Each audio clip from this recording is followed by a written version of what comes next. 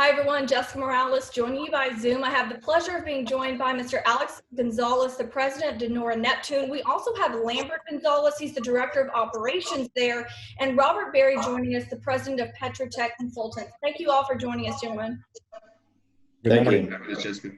This is really a unsure, uncertain, scary. There's many words you can describe it. Time right now in the oil and gas industry. The industry is really trying to grapple with a lot of different things, not only the coronavirus pandemic, but of course the oil price war and what that will mean long term. And we know that'll go on for a while, at least dealing with it.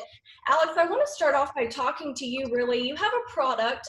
It's a sanitation product, if you will. I'll let you describe it, but the name and origin, if you can you also describe the background there, what led to that? Yeah, so Neptune has been around for almost 10 years. We started in the oil and gas industry, disinfecting the frac water and recycling produced water, using different types of oxidation technologies. One of them was chlorine dioxide. And as we were going through there, we were always looking for a safer and cleaner solution, certainly environmentally friendly. And so we were introduced to Nora, which is an Italian-based company who's been in the water disinfection industry for about 100 years. They hold several hundred patents. But the big challenge for us was to take something that is literally that safe and that easy to use, and would it work in the oil and gas industry? So we began that test a couple of years ago, and we tested it side by side with some of the other technologies that were there, and the results were fantastic. And so, and what it basically is, it's the same technology that's being used on municipal water supplies. So when you have drinking water that's being sanitized through the different solutions, which is going to be the sodium hypochlorite solution, better known as bleach, we needed to see if that in its state, would it be able to treat the frac water? It did. But the trick was that you had to have a lot of it.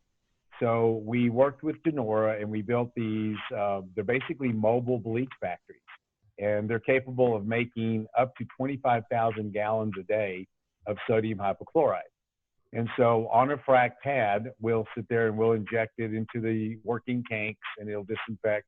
And we use the same technology in recycling produced water. So the question came up several weeks ago when this pandemic began. The shelves went bare. You couldn't buy cleaning products. Even to the point yesterday, I'm still unable to get cleaning products. And if you go online to shop, they've been allocated for specific hospital use, COVID uses. So they basically have shut it in. It's very difficult to get these type of cleaning products.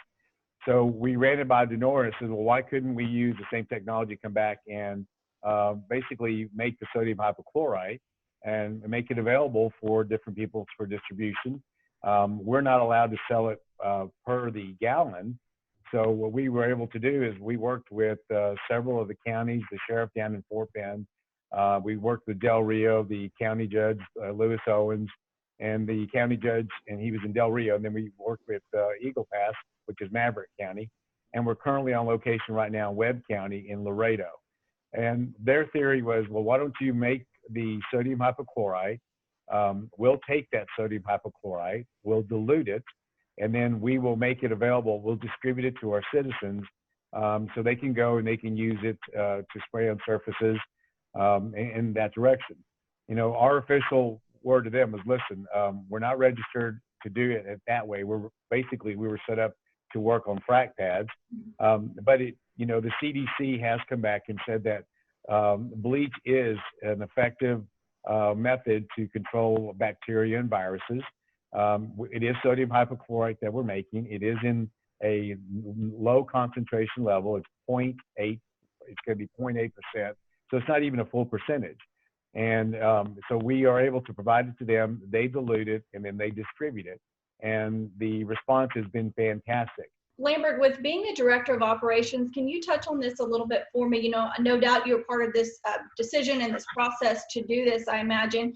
Can you talk about, from a business standpoint, how you all are able to do this, but also what it makes you feel like, you know, as a person, really, to be able to help out this way? Sure. So I know all of our team is super excited to be a part of it. With the way that the industry is going right now, uh, no doubt some of them are probably fearing for their jobs. So taking this route, giving them another avenue to be helpful, they're all for it. Not only are they being helpful, but this is our backyard. You know, this is our local counties. You know, we played against many of these back when we were all in school. You know, we all grew up out here in West Texas. We know all these towns, all these counties. So to be there, to be a part of easing people's minds and helping essentially is what we're doing. We're helping. You know, we're not going to transform the world here, but if so-and-so down the street can't clean, you know, that's going to hurt. He's going to feel scared, and it's going to affect all his neighbors and everyone he comes in contact with. So being able to hand out this bleach is crucial.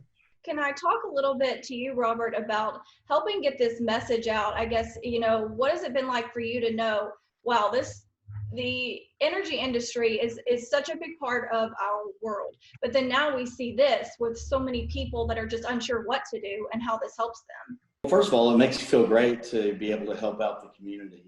And, you know, this just started with my wife on her way home. She said, hey, I'm going to go pick up some things at the store. What do you need? And I said, well, could you pick up some Clorox and some hand sanitizer? And she went to the store, and before you know it, I'm getting these videos and texts of empty shelves. And so that's when it really all started. I called Alex up and said, you know, we've got these mobile treatment units that can produce 25,000 gallons a day of sodium hypochlorite sitting in our yard. And Alex said, well, we need to help, and called the sheriff, and he said, get one down here as quick as you can, and we did. Talk a little bit there more, if you can, about the environmental aspect of it. Sure. So the amazing thing about this technology is it literally is taking food grade salt, same salt that we use on our dinner tables, water and electricity, and it combines the three, takes basically a very pure brine solution, runs it over electronic plates in the unit, and the outcome is 0.8 sodium hypochlorite. So on a location, on a frac location, no hazardous chemicals, no gases, no fumes, nothing's flammable, nothing explodes. All the other things that there's a lot of concerns about when you're on a frac pad, it eliminates. So it literally is the safest location on the frac pad, and it's making a disinfection technology that is just it's unrivaled. So the technology is fantastic. So as far as, you know, being able to take that, you can see in the background on the picture there, this is what they did in Fort Bend County. Each county has done it a little bit differently, but they literally took the unit, we ran the unit for them, we produced the sodium hypochlorite, then they diluted it and they put it in spray bottles, and they handed out spray bottles to the general public. And in the other areas that we've seen in Del Rio, they didn't put them in bottles for them, they put them in totes, and they had the citizens came and they picked them up. They would bring their own containers. If they had it, if they were new, they'd fill them up. If they were used, they'd be flushed, and then they would put it in there, and they took it home. And they didn't do it once, but they did it twice. They did the initial rollout, and then the people came back again several days. So this has been a very active scenario. The same scenario took place in Eagle Pass in Maverick County, and down in in Laredo, I'm sorry, in Webb County. They're literally going to do this in tanker trucks.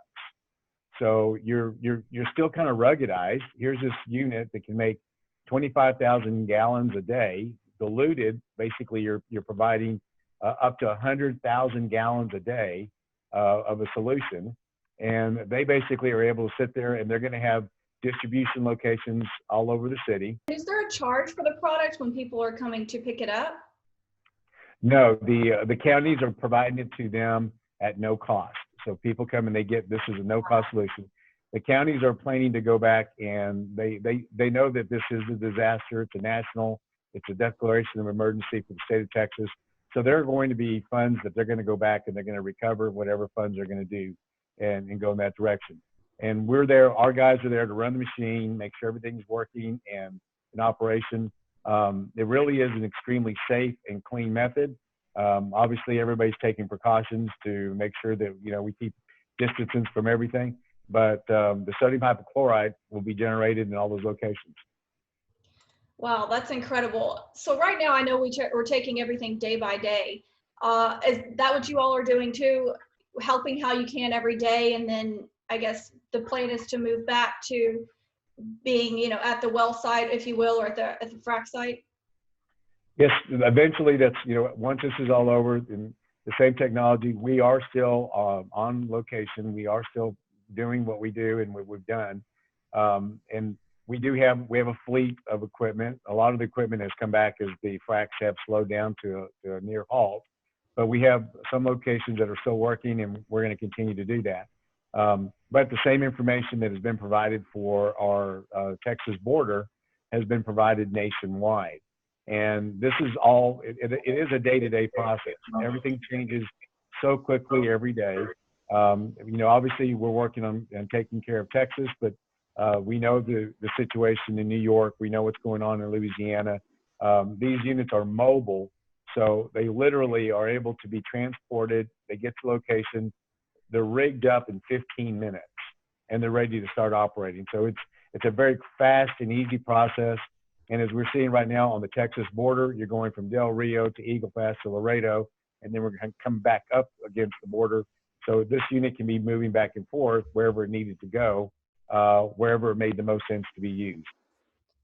Wow. So if I'm understanding you correct, then you're in Texas right now doing this. Do you have plans, or could you go nationwide to help out, or how is that working right now? We have made the offer. It's out there. We've sent information. There's a lot of chatter obviously going out there. We see how different people are converting their distilleries or whatever, make a tote here, make a tote there. There is nothing like this in the world. And Nora had hoped that they would be able to have one of these in Italy with everything that they went through. But this was built for the oil field. And so we took their technology and we supersized it. And we supersized it for the frac industry. It just so ends up happening that it's here now in Texas. It's available and it works. And this technology is that safe that it can be used to address not only the oil field, but it certainly can come back and do what it's doing now in these different communities around the state of Texas. Robert, that's probably part of getting the word out as well. Yes, I mean, we would love to help out New York. We'd love to help out Louisiana. We've tried reaching out with the only ways that we know how, through Twitter and Facebook and by going to the websites of the individual congressmen. But maybe that's something that you can help us out with is we're here. We want to help out as many people as we can. And we're just limited because we don't have we're oil field guys. We don't have the political contacts to really reach out to as many people as we would like to let them know that the service is available. So that's another thing that I want to make sure and drive home is that if people need to contact you or would like to talk more about this, and that could be the general public or politicians, you're open to that then? Absolutely. Absolutely. What's the best way for people to get more information or to contact you?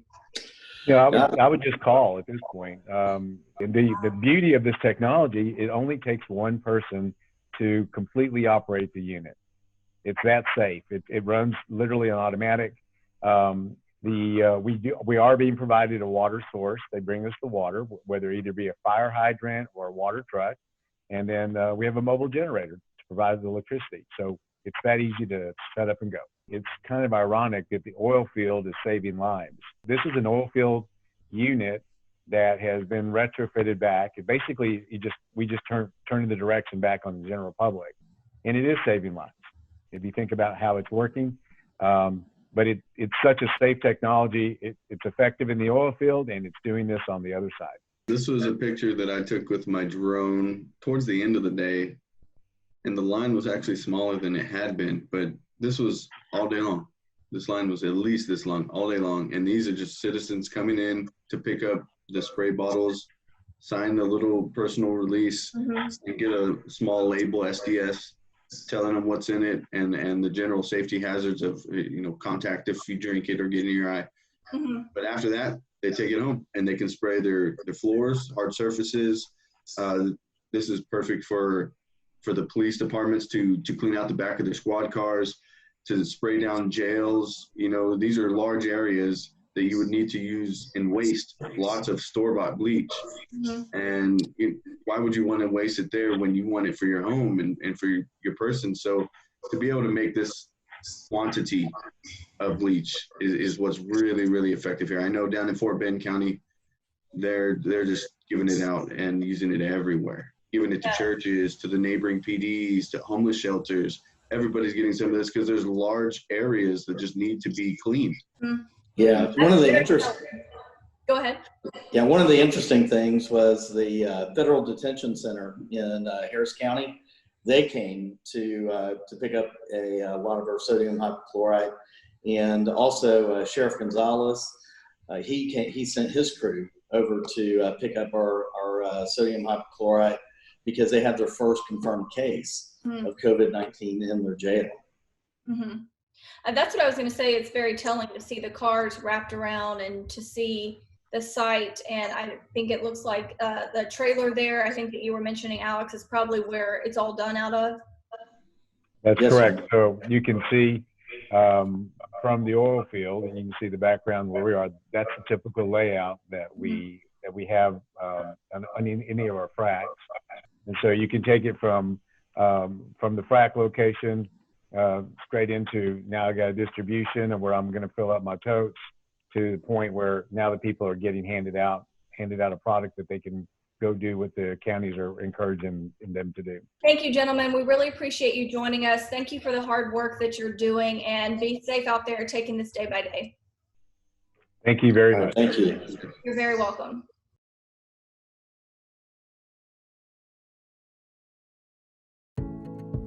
For more Hard Energy videos, follow our social media channels.